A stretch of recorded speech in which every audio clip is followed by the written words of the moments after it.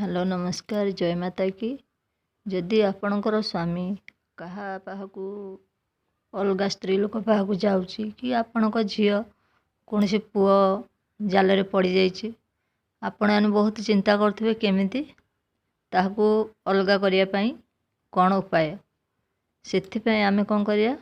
Shop काती आनिबा गोटे दीपरे घी सोरिष तेल आ सलिता आ कर्पूर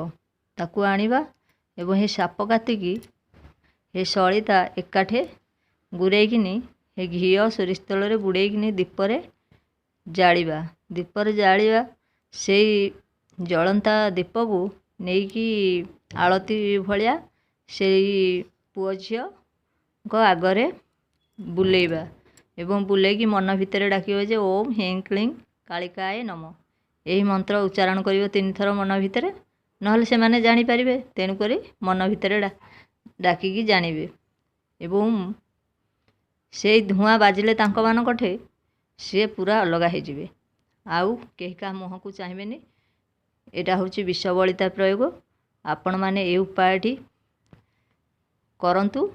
देखिए आपण फलप्रद पाइबे।